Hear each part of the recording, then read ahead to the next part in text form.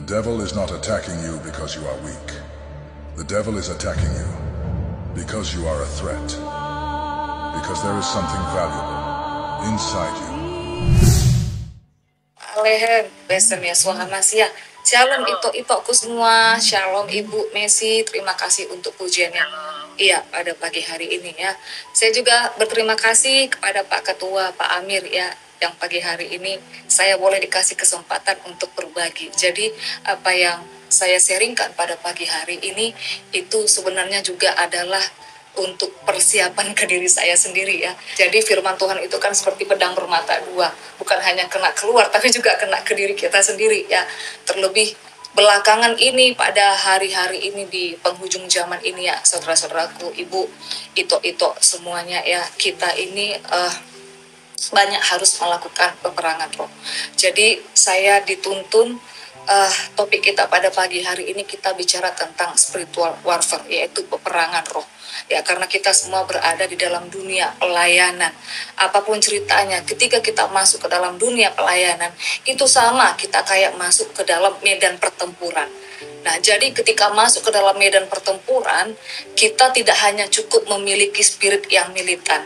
Karena saya juga sehari-hari, setiap hari dengan partner, dengan tim itu, ada banyak berapologetika ya. Banyak sekali tantangan yang memang kita hadapi, baik dari media sosial ini ataupun di dunia nyata ya.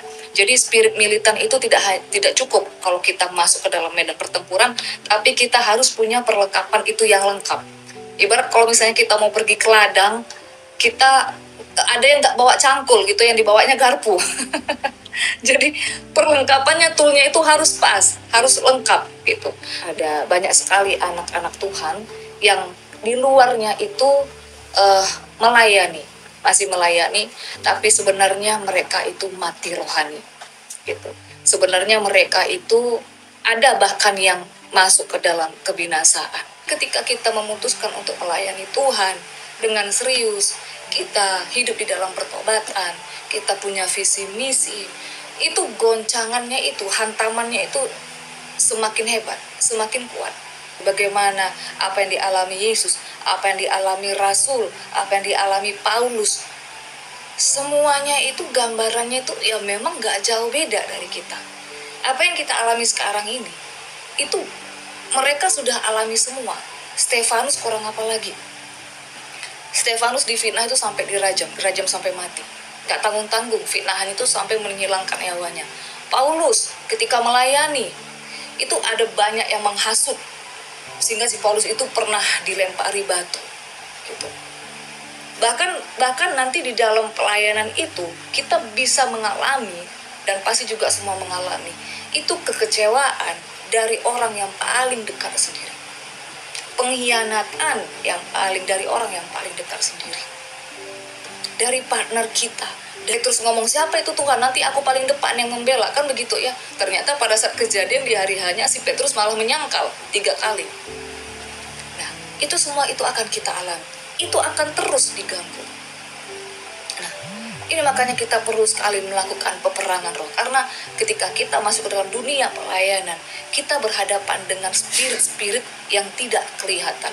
Kita kan nggak tahu nih, ada banyak orang-orang di circle kita, ada banyak orang kita temui, kita tidak tahu spirit-spirit apa semua di balik itu. Dan Alkitab bilang kita ini berperang melawan roh-roh penguasa-penguasa yang ada di udara, apapun itu. Dan di akhir zaman ini ada roh-roh ya yang masuk ke dalam gereja. Roh Izebel ini yang merusak keluarga salah satunya, dan yang memutar balikkan firman Tuhan. Kemudian ada yang namanya roh Babel.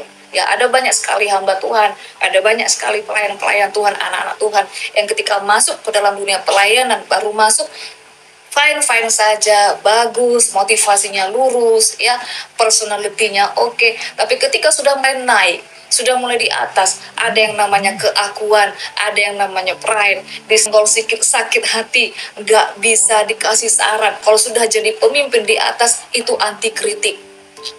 Ada banyak yang seperti itu. Itu roh Babel. Ada roh Yudas. Dan semua itu dari dalam, dari intern.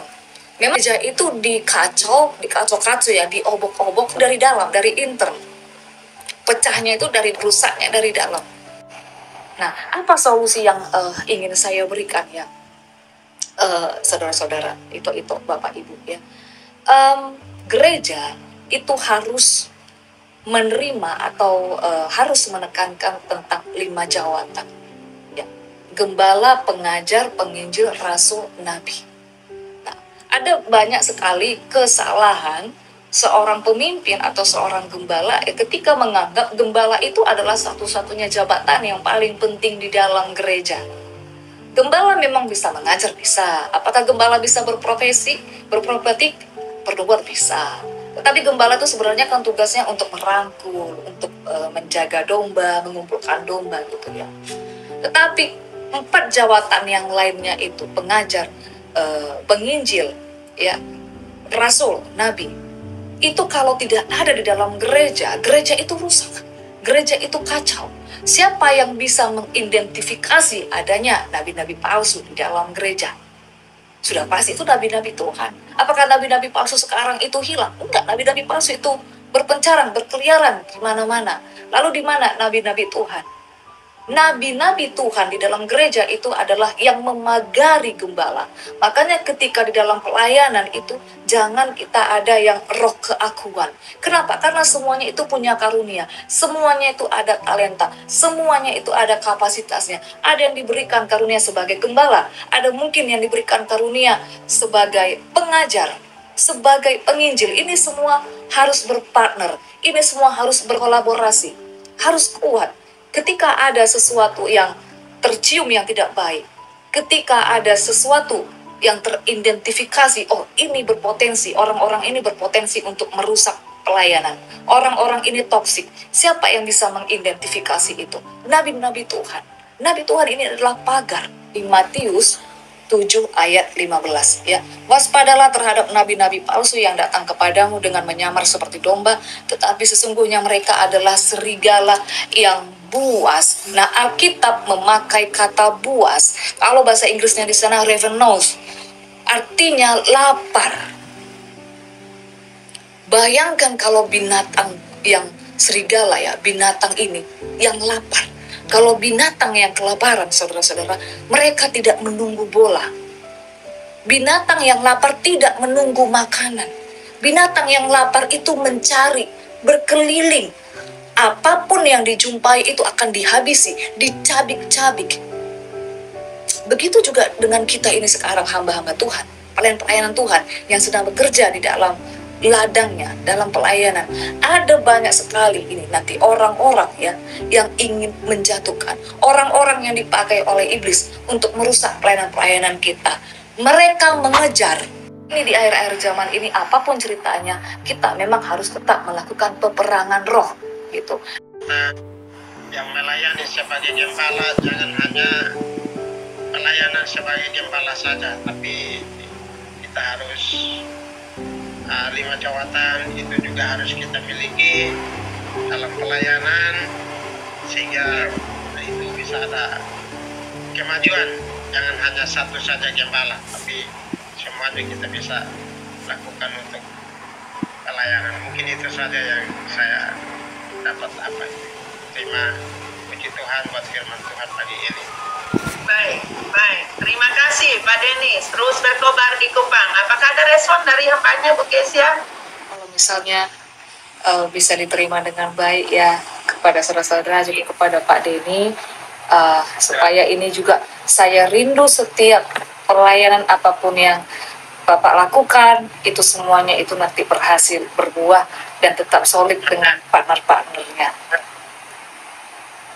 Terima kasih. Iya, thank you Pak Denny.